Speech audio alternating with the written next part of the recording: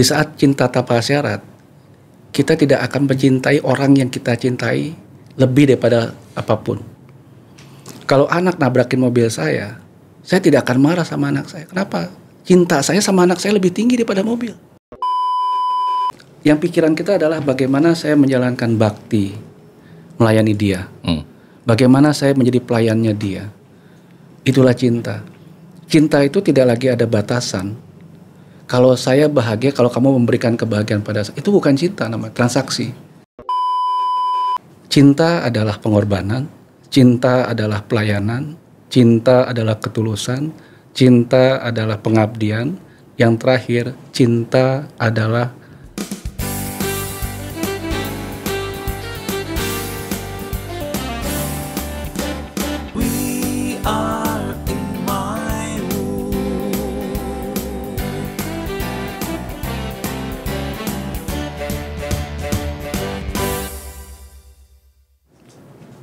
Bicara cerdas, ada solusi. Banyak orang memiliki tujuan hidup yang berbeda-beda. Banyak orang memiliki tujuan hidup yang sama. Akan tetapi, apakah banyak orang mengetahui tujuan hidup itu ada di luaran sana, apa di dalam diri kita? Definisi hidup menurut W.S. Arta, hidup adalah mencari kedewasaan. Apa itu dewasa? Dewasa adalah menerima segala sesuatu yang tidak kita mau. Sekali lagi, dewasa adalah menerima segala sesuatu yang tidak kita mau. Dan teman bicara saya hari ini adalah berkat buat kantor kita. Karena kita kedatangan seorang sulinggih dari Sunda. Siapakah beliau? Ide Pandita Agung Putranata Siliwangi Manoabe. Om Swastiastu. Sampurasun. Sampurasun. Rampes. Yep. Kita benar-benar ide merasa diberkati hari ini. Astungkara. Kedatangan ide hari ini kami kaget semua. Pak, ada sulinggih Pak. Iya. Kami kaget semua. Ide. Makasih. Dan kami benar-benar merasa diberkati. Kami merasa berbahagia. Amin dengan kedatangan ide. Mudah-mudahan bahasa sekarang bersinarwi. Swaha. Sebelum yang mau bertanya dengan kegalauan hati, hati ini galau, Ide.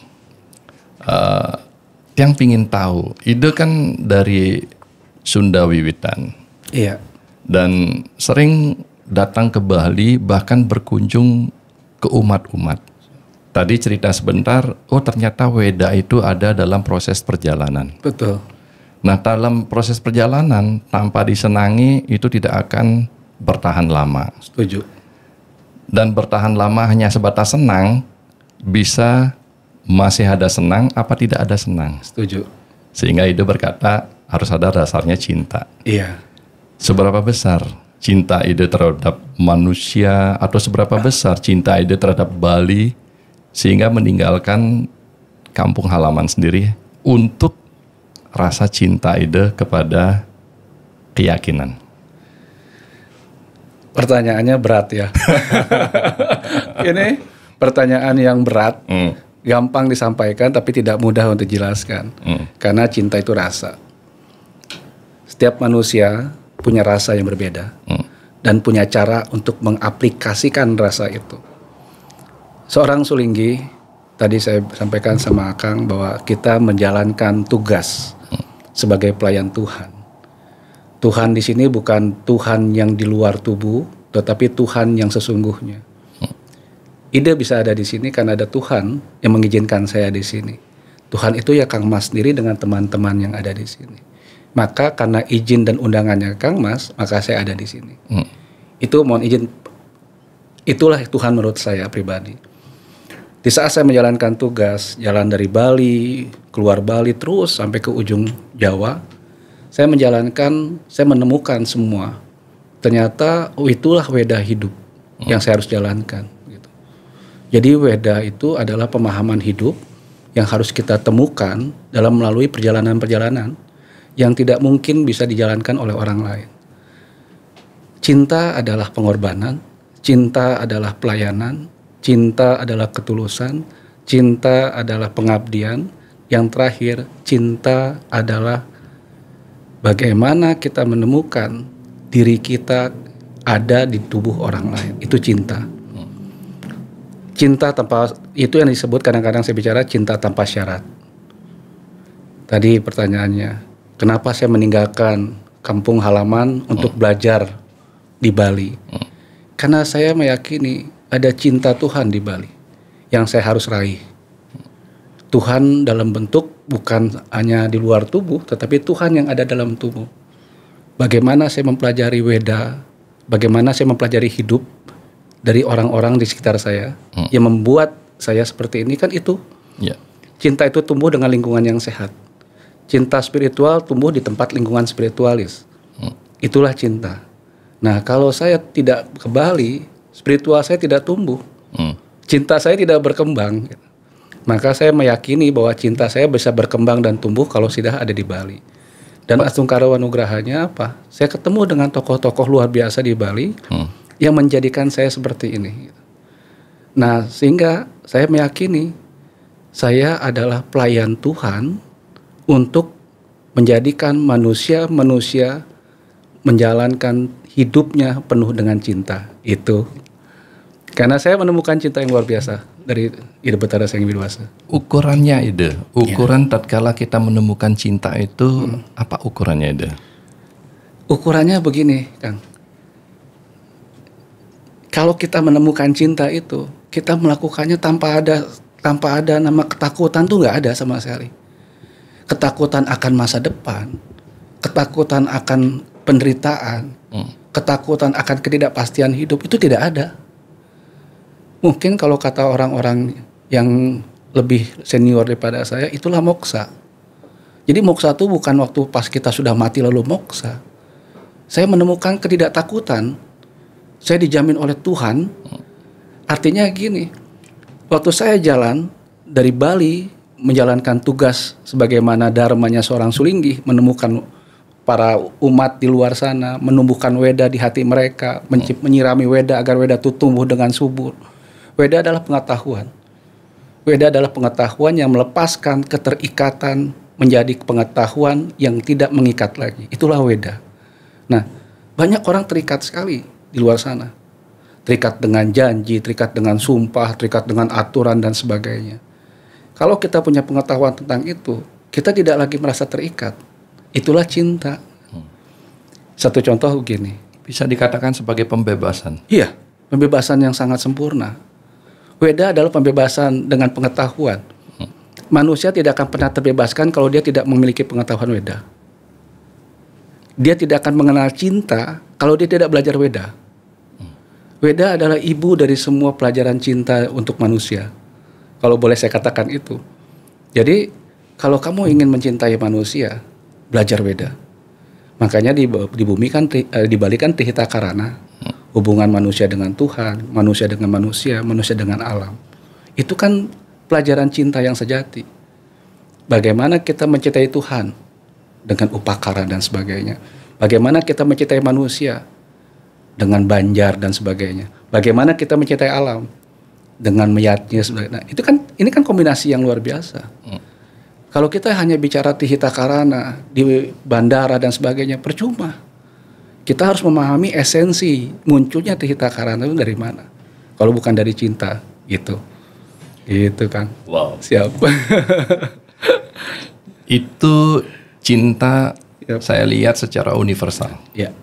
Saya mau masuk sekarang cinta secara individu. Siap. Ida. Tadi Ida berkata bahwa kalau kamu mau tahu cinta, maka belajarlah weda. Ya. Saya dulu Ida lihat cewek cantik langsung tahu cinta. Tanpa harus baca Weda. Siap.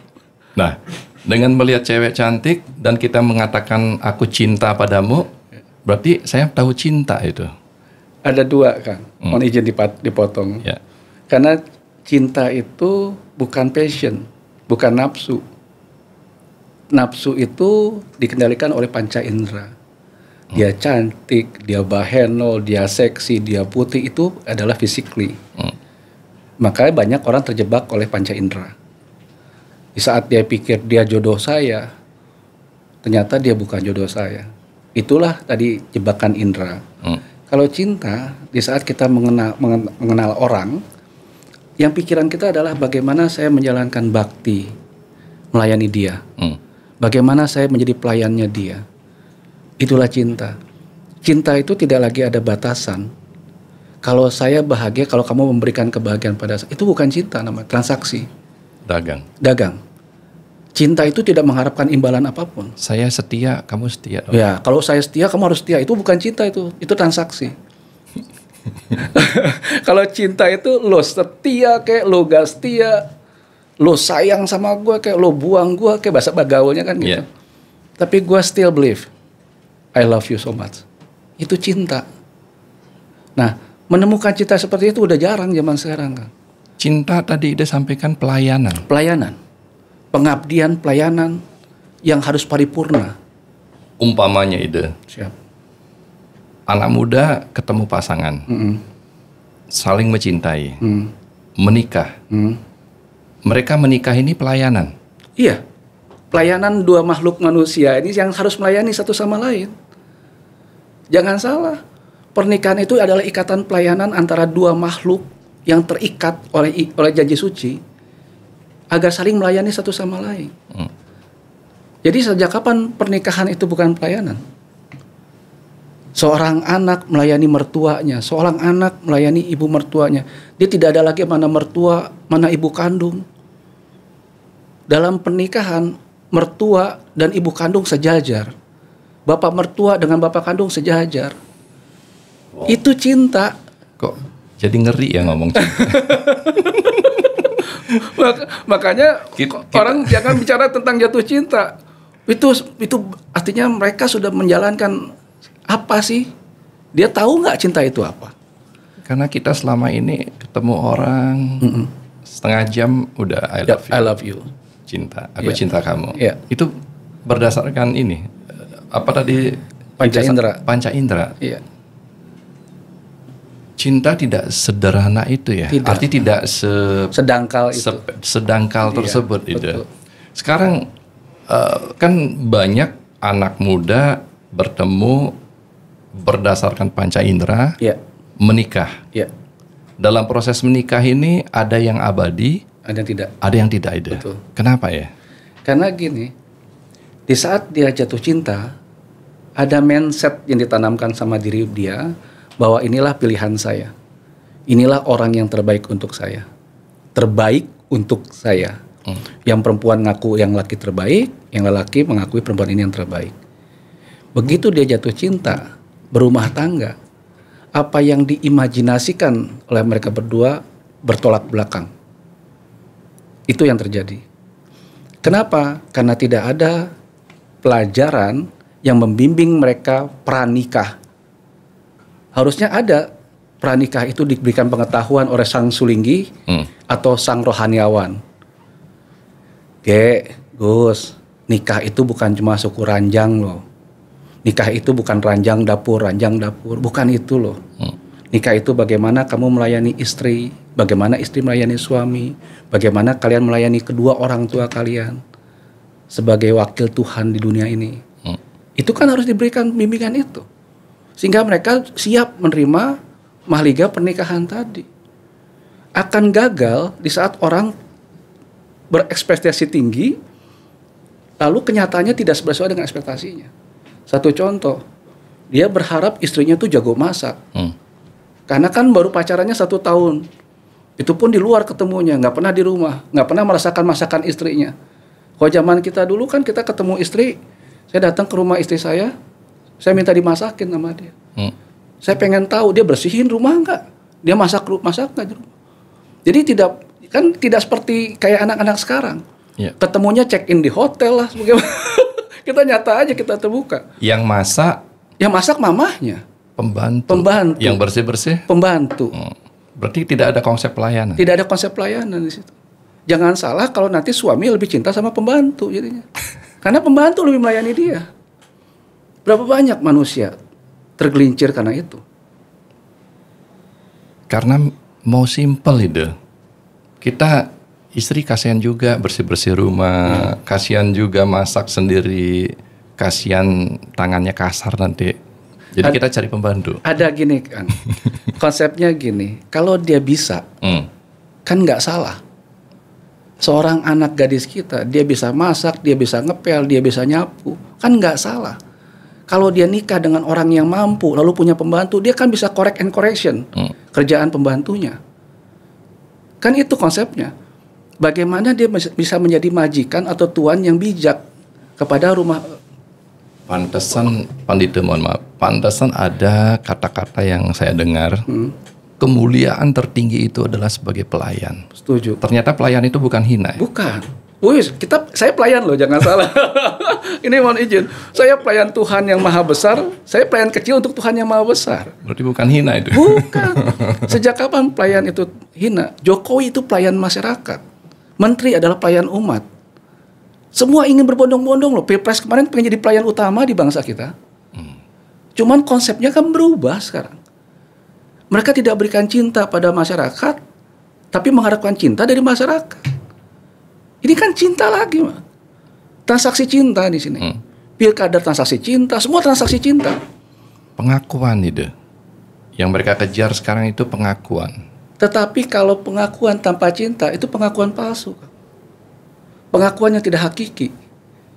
Kita belajar hukum sama-sama. Ada pemimpin yang diakui secara hierarki, ada pemimpin yang diakui secara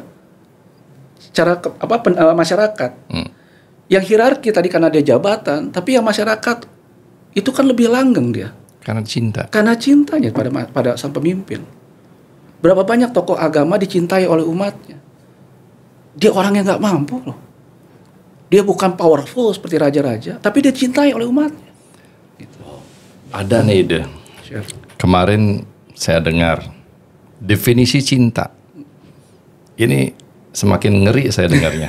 Oh, apa itu definisi cinta? Kalau sekarang dari ide adalah cinta adalah pelayan. Pelayan, betul. Bagaimana kita melayani tanpa harapan apa-apa. Itu apa masih ada ya? Karena kita melayani apapun berharap sesuatu. Betul. Sekarang apa itu cinta?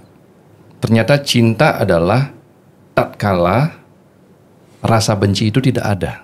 Setuju. Kita mencintai anak. Amit-amit nabrakin mobil kita, benci, marah. Apakah itu cinta? Ya. Sama pasangan. Saya sudah melayani, saya sudah memberi bulanan, saya sudah setia. Tapi pasangan melakukan sebaliknya. Terus kita membenci dia. Bahkan terjadi saling bunuh-membunuh di antara pasangan tersebut. Setuju. Nah, karena cinta adalah tatkala rasa benci itu tidak ada. Ya. Jawabannya gini. Gimana, Bang? Cinta tanpa syarat. Itu makna yang sesungguhnya. Di saat cinta tanpa syarat, kita tidak akan mencintai orang yang kita cintai lebih daripada apapun. Kalau anak nabrakin mobil saya tidak akan marah sama anak saya. Kenapa? Cinta saya sama anak saya lebih tinggi daripada mobil. Kalau dia marah, berarti lebih cinta mobilnya daripada anaknya. Nah, itu kan itu pergeseran cinta. cara pandang Sulingge. Nah. Cara pandang pengusaha. Gini, karena konsepnya gini. Kamu harus mencintai pekerjaanmu. Maka pekerjaanmu akan mencintaimu. Percaya kan? Kita sama-sama pernah jadi di situlah. Yeah. Artinya di saat kita mencintai seorang profesi saya sebagai pengacara, maka profesi itu menghasilkan sesuatu. Betul. Kalau kita mencintai pekerjaan kita, maka pekerjaan kita akan menghasilkan cinta kepada kita. Berupa dengan imbalan dan sebagainya. Itu cinta kepada pekerjaan. Jangan semuanya bertransaksi. Kalau kita bertransaksi semuanya, mohon maaf sekali lagi, kan gue udah ngidupin lo, kan gue udah ngasih makan sama lo, kan gue udah ngasih lo rumah. Itu kan hitungan. Kalau cinta nggak berhitung. Sejak kapan Tuhan berhitung pada manusia? Tuhan nggak pernah berhitung pada kita. Maaf sekali lagi. Di saat Tuhan tidak berhitung pada manusia, lalu kita berhitung pada manusia yang kita tidak ciptakan manusia itu kan suatu kezaliman. Itu yang maka tadi saya bilang, kamu percaya nggak cinta itu maha abadi? Kamu cinta nggak sama Tuhan kamu? Tuhan kamu aja tidak pernah meminta apapun kok sama kamu. Jangan kamu pikir punya rumah karena kamu mampu. Mundur ke belakang lagi tuh artinya. Artinya apa? Kamu punya rumah karena Tuhan percaya sama kamu. Kamu punya istri karena Tuhan percaya sama kamu. Kamu punya anak karena Tuhan percaya sama kamu. Dan Tuhan akan melihat bagaimana kamu berterima kasih kepadaku di saat kamu kasih percayaan itu semua. Jadi jangan pernah merasa memiliki apa yang kita miliki. Di saat kita merasa memiliki apa yang kita miliki, yang terjadi adalah tadi.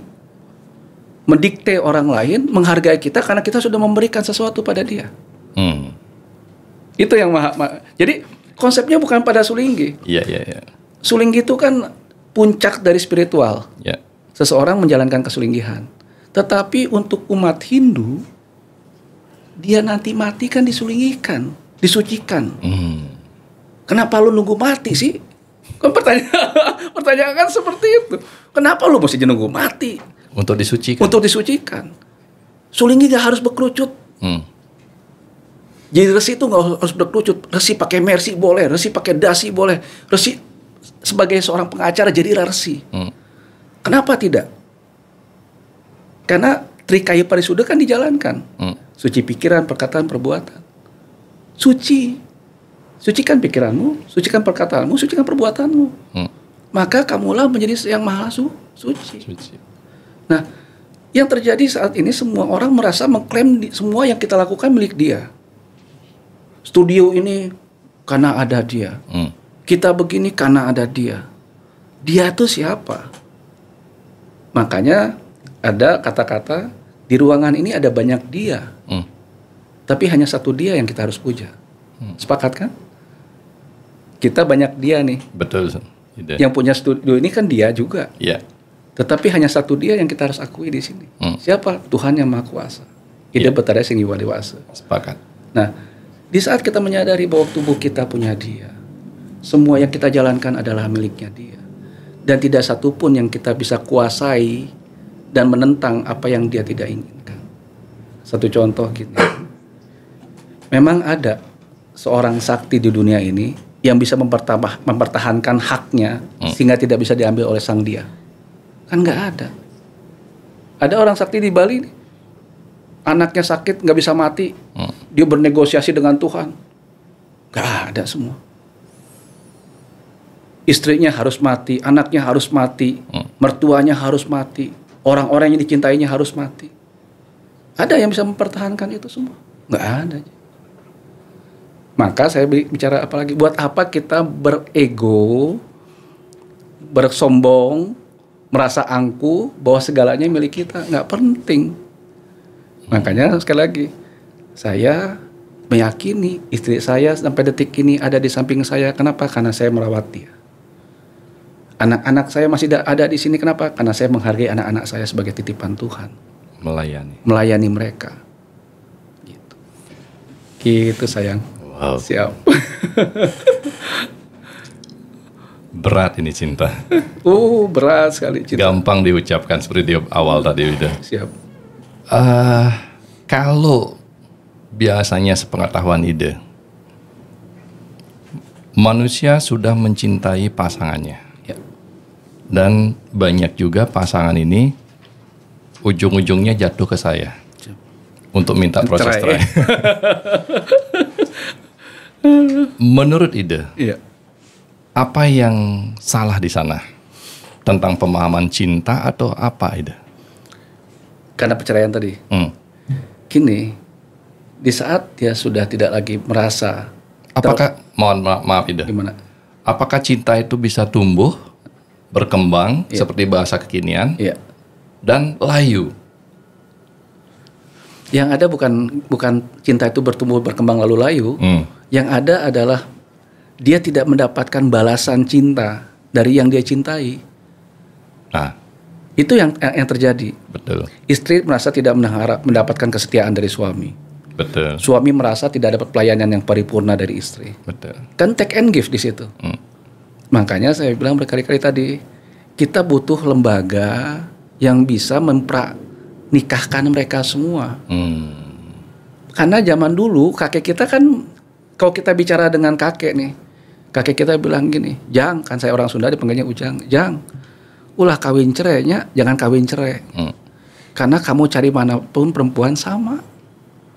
Yang berbeda adalah diri kamu.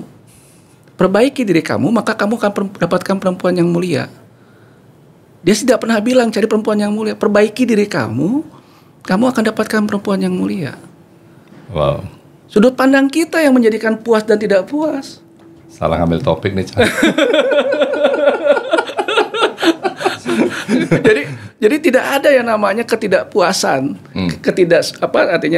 ketidaksetiaan. Itu kan beriring waktu. Beriringan dengan waktu, konsep setia kita berubah. Istri yang setia buat pandangan kita adalah istri yang di rumah saja. Istri yang tidak punya media sosial. Istri yang tidak kenal dengan teman-temannya. Itu setianya buat laki-laki kan di situ. Lalu istri pun juga sama dong. Kalau gue nggak punya teman, lu juga nggak boleh punya teman. Akhirnya kan semua orang-orang jadi wiku nih. Tidak punya kehidupan. Istri jadi wiku, suami jadi wiku. Karena itulah setia yang sesungguh yang mereka mintakan itu. Padahal setia tuh nggak ke situ. Setia itu apa? Setia tuh dia pegang prinsip bahwa aku adalah pelayan untuk yang aku cintai. Itu prinsipnya. Ketemu sama orang di luar, itu pelayan, itu kita melayani dia tidak?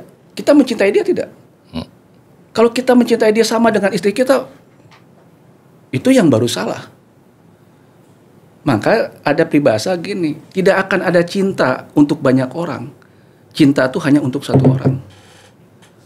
Tidak mungkin manusia bisa memberikan cinta untuk banyak orang. Tapi tadi konsep cinta pelayanan. Ya, Berarti kita bisa melayani banyak orang. kita melayani orang sebagaimana tugas kita sebagai pendeta. Itu cinta. Cinta. Tetapi kita sebagai suami jangan masuk ke ranah itu. Awas, Hindu tuh aja segitiga, lingkaran, segi empat. Segitiga, lingkaran, segi empat itu harus dijalankan oleh seorang sulinggi. Segitiga, hubungan kita di keluarga. Ayah, ibu, anak. Ayah, ibu, anak. Ayah, ibu, anak. Lingkaran, profesionalisme. Profesionalisme. Segi empat, keseimbangan. Profesional, pelayanan. Jangan lingkaran ada di segi empat, jangan lingkaran ada di segi tiga. Di saat saya sebagai pendeta, saya tidak boleh main hati dengan semua pelayan. Tapi saya mencintai mereka sebagai pelayan. Artinya apa? Berikan yang terbaik yang bisa kamu berikan pada umat. Cinta universal, cinta personal. Personal. Kalau dengan istri kan personal, dengan anak personal. Kadang-kadang manusia khususnya di situ. Dia bertemu dengan umat, lalu dia merasa personal nih, hubungannya secara personal. Kan maaf nih, banyak kan yang akhirnya terprosok di sisi-sisi gelap itu. Betul. Jatuh cinta kepada umat, jatuh cinta kepada muridnya, jatuh cinta pada pasiennya. Karena dia tidak bisa membedakan dirinya. Saya adalah pelayan, bukan sebagai personal. Berapa banyak pengacara bisa cerai karena dia tergelincir nih di sini. Kita bicara nyata aja. Manusia kadang-kadang tidak bisa membedakan the personality and the professionalism. Personality kita dengan istri personal. Betul. Tidak mungkin saya ngajak klien bicara di kamar hotel tuh. Maka ada satu cerita gini, supaya tidak ada yang mendengar.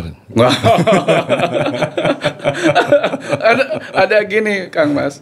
Saya pernah bicara di salah satu podcast di Jakarta. Saya pulang karena selesai podcast, yang bicara ini perempuan cantik gitu. Lalu karena saya seorang sulinggi, nggak mungkin Gong, waktu jam 10 malam meninggalkan dia pulang sendiri. Saya punya mobil sendiri nih.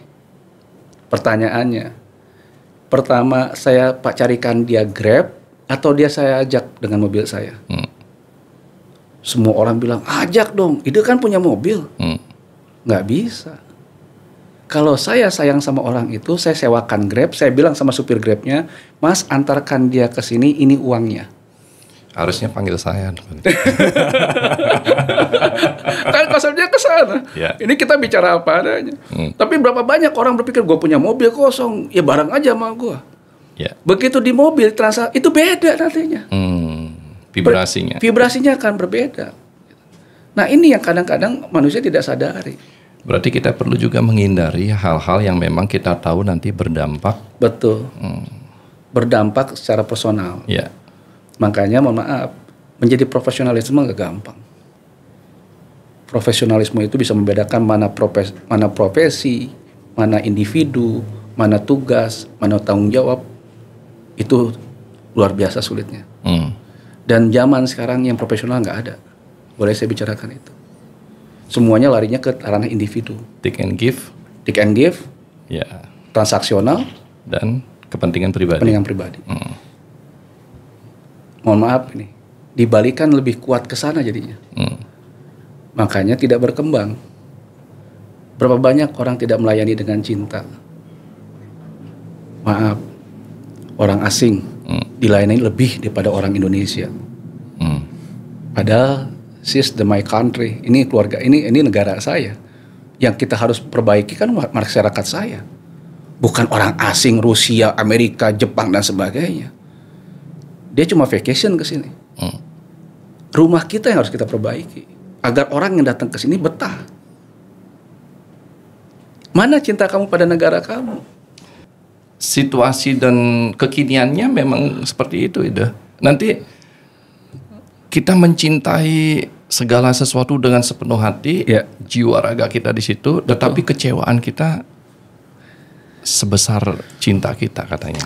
Karena gini tadi, yang dicintai adalah tubuh manusianya.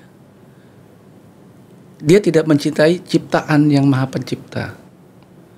Kalau dia bersyukur, maaf nih konsepnya, Tuhan, terima kasih saya mendapatkan istri yang cantik. Terima kasih saya mendapatkan anak yang tidak cacat. 100% kita cinta kepada mereka. Lalu mereka kecewakan saya, itu urusan mereka, bukan urusan saya. Kalau kita sudah membatasi cinta pada manusia, pada sesamanya, maka tidak akan ada namanya fullness. Yang ada tadi, kekecewaan yang tinggi. Kalau orang tidak melakukan 100%, maka dia tidak akan dapat apa-apa. Itu yang makanya saya masuk dari Jawa Barat datang ke Bali nih. Keluarga saya kan bukan keluarga sulinggi. Kita bicara apa adanya. Saya kan lompat pagar. Tapi saya meyakini gitu. Nah begitu saya meyakini saya cinta pada Tuhan. Saya sering bicara sama anak istri saya, tahu nggak? Bapak kamu tuh saking percaya sama Tuhan tuh disuruh terjun, tanpa pakai parasut pun saya terjun. Kenapa saya meyakini saya akan selamat jatuh di bawah? Itu kepercayaan yang luar biasa loh kepada Sang Maha Pencipta.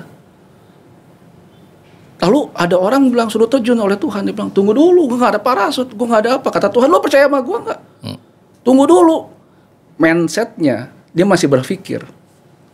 Berapa banyak orang gagal karena ikuti pikiran?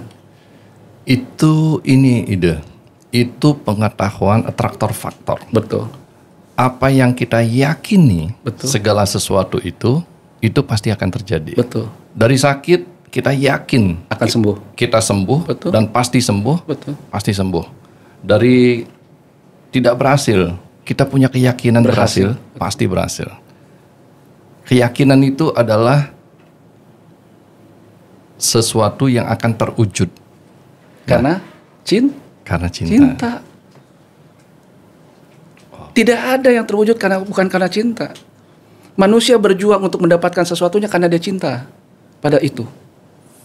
Kamu kejar perempuan siang malam nih karena kamu mencintai perempuan itu kan? Ya. Akhirnya kecewa dia. Kenapa? Karena yang dicintainya tidak membalas cintanya. Padahal kan tadi ada peribahasa mencintai tidak perlu memiliki. Ya lu cintain aja. Kamu cintai, berikan cinta itu pada semua. Maksudnya kita punya di kampus nih. Kurang setuju ide. Gimana? Boleh nggak setuju? Gimana saya? Ini pemahaman cinta ternyata jauh sekali. Tinggi sekali. Sebatas sepengetahuan saya. Ini ternyata kemana-mana ya. Betul. Tidak nyangka saya nih. Iya.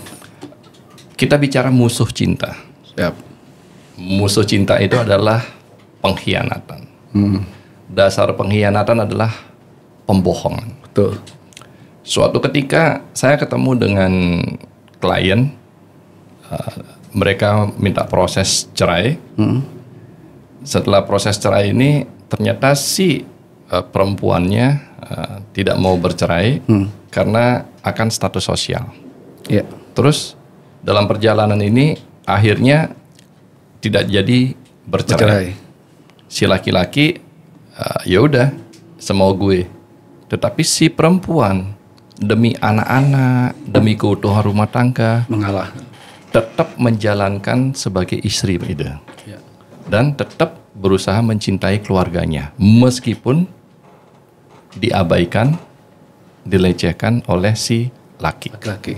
Pertanyaan saya Ida, pengorbanan wanita ini atas membohongi dirinya dia, Iya. atas membohongi rasanya dia, Iya. apakah itu bisa dikatakan sebagai dosa? Itu karma. Karma. Ya. Beda lagi tuh. Oh, beda lagi. Jadi gini. Saya belajar banyak di Bali. Saya belajar bagaimana menjalankan tentang spiritual. Menjadi seorang Hindu.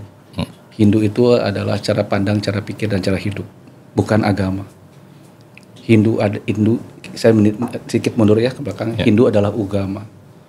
Ugama itu, kalau agama kita belajar bagaimana mengenal Tuhan, di atas agama ada igama, bagaimana menjalankan perintah Tuhan. Kalau ugama senantiasa sudah dengan Tuhan. Itulah Hindu. Hindu itu sudah bergaul, tidur, bercengkrama dengan Tuhan.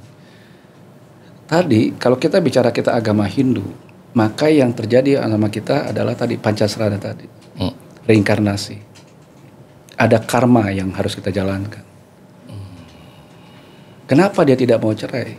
Karena ada karma masa lalu yang belum selesai dengan sang suami. Kalau ini sama-sama Hindu. Ya. Dia bukan agama Hindu. Jangan salah. Hindu bukan agama tadi saya bilang. Ugama. Jadi siapapun makhluk di dunia ini sudah menjalankan ugama Hindu. Suka tidak suka, dialah ciptaan dari Tuhan sebagai Hindu. Nah, di saat karma tadi belum selesai, bagaimana mungkin manusia bisa memutuskan karma yang membelenggu hubungan mereka? Saya meyakini kita ini sudah punya karma masa lalu. Maka kita dipertemukan seperti ini. Dengan waktu, tempat, ada karma tempat, karma waktu, karma pribadi dan sebagainya. Karma. Saya pasti punya karma di tempat ini. Maka kita bisa bicara seperti ini. Nah, di saat sang istri tidak dihargai oleh sang suami, bukan dia fullness cinta, tetapi ada ikatan terhadap suami dan anaknya. Maka dia terikat secara manusiawi, gitu. Ide bisa nggak diputus? Bisa. Jangan salah nih. Tidak harus dia menjalankan karma seperti itu. Maka pengetahuan Weda harus diberikan pada sang istri. Ada kadang-kadang begini, dia tetap kekeh nih, ingin mempertahankan perceraiannya. Padahal kalau dia cerai, karma suaminya jalan. Nanti maksudnya ya, karena dia tidak mau menceraikan, maka yang ada karma penyiksaannya kepada dia, si perempuan ini. Waktu dia ceraikan, terjadi perceraian, maka karma suami ini berjalan dia. Dia akan kawin dengan orang yang tidak lebih baik lagi daripada istrinya. Dia akan menemukan penderitaan karena jauh dari anak dan istri. Kan karmanya jalan nih. Tapi karena dia tidak memahami pengetahuan Weda, dia ikat terus tuh pernikahan itu. Sehingga yang terbebankan adalah sang yang mengikat karmanya. Makanya kalau ketemu sama saya, karena saya dulu pengacara juga, saya bilang 2 yang harus kamu lakukan. Apa? Jalankan karma aja. Jalankan karmanya gimana? Pertahankan ini pernikahan. Di titik kamu sudah tidak kuat, lepas. Biarkan dia jalankan karmanya dia. Ada pertanyaan datang ke gereja, Resi, saya kawin cerai 5 kali. Saya bajingan atau tidak? Pertanyaan kan gitu. Iya. Saya bilang, yang menentukan kamu bajingan atau tidak kan bukan saya. Tetapi kamu, masa lalu kamu memang kamu bajingan. Buktinya kamu kawin cerai 3 kali. Di saat kamu tidak pernah mempelajari karma masa lalu kamu, tidak memperbaiki, maka akan terjadi terus itu. Kawin cerai, kawin cerai, kawin dan cerai. Tapi di saat kamu mengintrospeksi diri kamu, memperbaiki diri kamu, artinya begitu ketemu perempuan, setelah 5 kali, yang ke-6 ini kamu punya perempuan, kamu cintai perempuan kamu dengan suka hati, kamu muliakan dia dengan cinta yang tulus, tidak membohongi dia lagi seperti pernikahan pertama, kedua, dan 3, kan itu. Berarti kan perbaikan terhadap karakter orang ini. Begitu kamu memperbaiki cara pandang kamu, cara hidup kamu, maka kamu akan baik. Gitu. Jadi kalau bicara spiritual akan bertolak belakang dengan apa yang akan terjadi di alam semesta ini. Gitu kan. Wow. Masing-masing orang punya karma. Punya karma. Tapi tadi ada yang menarik. Siap. Ida. Oh, agama Hindu itu adalah agama dan terbiasa bergelut, berinteraksi dengan Tuhan. Maksudnya apa itu? Gini, ini menurut pandangan saya pribadi. Berinteraksi, bercakap begini? Iya. Dengan Tuhan? Dengan Tuhan. Makanya orang Bali, bayangkan, kan tidak ada waktu dia untuk, misalnya bahasa kasarnya gini, dia metanding pagi-pagi. Kan siapa yang mewajibkan dia begitu? Gak ada. Tapi dia digerakkan oleh hatinya, oleh sang pemilik jiwanya untuk melakukan itu. Beda. Kalau yang lain perlu diingatkan untuk sholat, sembahyang dan sebagainya. Kita pernah nggak diingatkan? Nggak ada kok. Sejak kapan agama Hindu diingatkan? Tidak ada. Trisandya 3 kali itu bukan pengingatan kita untuk sembahyang.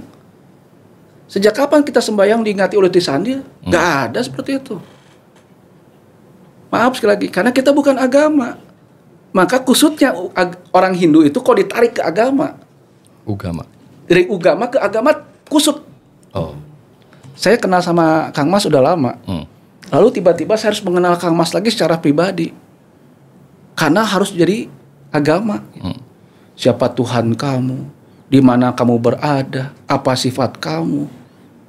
Ini kan jadi turun lagi dari yang sudah diciptakan, yang dimuliakan, turun lagi ke faktor pengetahuan. Pengetahuannya pengetahuan manusia lagi, bukan pengetahuan alam semesta. Agama itu kan pengetahuan tatanan alam semesta. Makanya sekarang lagi, sejak kapan agama Hindu mewajibkan semua umatnya untuk melakukan upacara? Nggak ada. Hatinya yang bicara. Otonan, feodalan, dan sebagainya itu. Itu karena dia bergerak karena dia sudah mengenal Tuhannya. Kenapa mengenal Tuhannya? 24 hour with the God. 24 jam dia dengan Tuhan. Lalu agama lain bukan. Agama lain mengenal Tuhan nih. Gitu. Bagaimana cara mengenal Tuhan? Bagaimana cara menjalankan perintah Tuhan? Itu orang lain. Kalau kita bahas di sini kan jadi complicated nih. Seolah-olah agama lain tidak setiap saat dengan Tuhan. Beda. Kalau kita melayani Tuhan 24 jam sebagai pelayan Tuhan. Sejak kapan Bali ini bisa seperti ini? Tiap jengkal tanah di Bali bertaksu. Udara di Bali punya hidup. Semua yang ada di Bali hidup.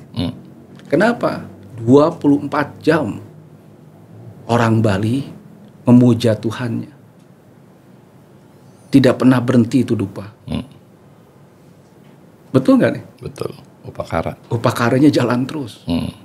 Punya uang, nggak punya uang, sabodo teuing kalau kata orang Sunda mah. Karena Tuhan butuh kita. Itu dasarnya cinta juga. Iya. Karena kalau cinta buat apa ya? Kalau cinta kan dia tidak pernah, makanya orang Bali kan tidak pernah terpaksa melakukan upacara. Sejak kapan orang Bali terpaksa melakukan upacara? Dengan sukacita kok mereka. Mereka bangga bertemu dengan Tuhannya. Makanya pakaiannya orang Bali kan cantik-cantik begitu mau ketemu Tuhan. Karena dia merasa Tuhan itu the first love-nya dia gitu. Siapa itu Tuhan? Tuhan itu adalah Sang Maha Pencipta itu sendiri. Yang manifestasinya ada 3, Brahma, Wisnu, dan Siwa. Itu manifestasi dari Ida Betara Sang Hyang Widiwasa. Orang Hindu tuh monoteis loh, jangan salah. Dia mengakui bahwa Ida Betara Sang Hyang Widiwasa adalah Sang Maha Pemilik semua alam semesta. Dia mengakui itu. Jadi di saat dia mengakui Sang Pemilik cinta, maka dia menjalankan cinta.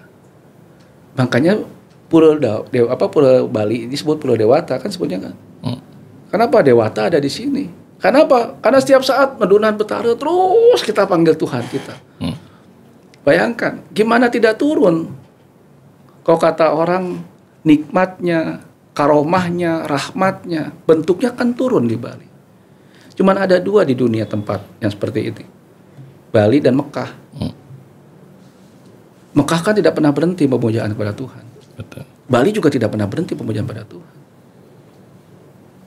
Yang jadi masalah saat ini adalah orang Bali tidak lagi memahami esensi cinta.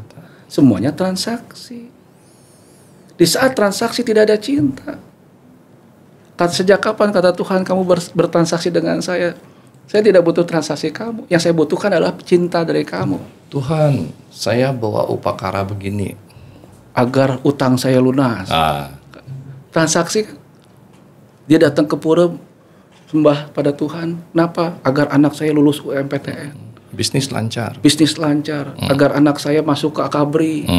Agar suami saya insaf. Agar semuanya transaksi.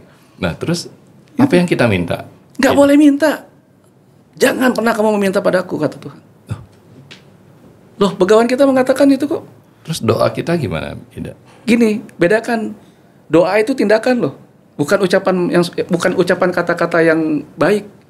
Doa adalah tindakan. Perbuatan itu adalah doa. Ucapan yang baik adalah pujian. Kalau kita memuji Sang Pemilik hidup, Tuhan yang Maha Kuasa, lakukan dengan doa. Setelah kita puji beliau, lalu doa kita yang merubah sifat kita. Wow. Beda lagi ini kan. Ini dari cinta ke doa jauh nih jadi. Ide. Siap. Kalau seandainya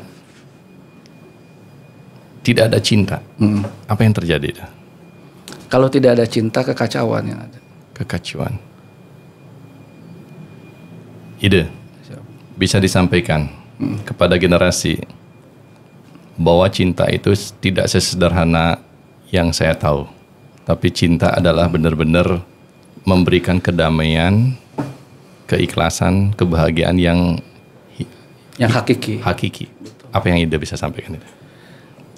Gini, saya hanya ingin menyampaikan cinta adalah dasar dari semua perbuatan manusia. Cinta adalah dasar dari semua pemikiran. Kalau kita bergerak karena cinta, berpikir karena cinta, maka yang terjadi adalah Santi, Shanti, Santi, Om. Itu. Wow. Ya. Hanya satu kata akan merubah nasib kita. Satu kata keyakinan akan menjadikan diri kita apa yang kita mau adalah Om Shanti, Shanti, Shanti. Yang artinya damai di hati, damai di surga, damai di dunia, damai dan selamanya. Damai di surga. Terima kasih Ida. Semoga bermanfaat. Om Santi, Santi, Santi, Santi, Om. Atur nuhun.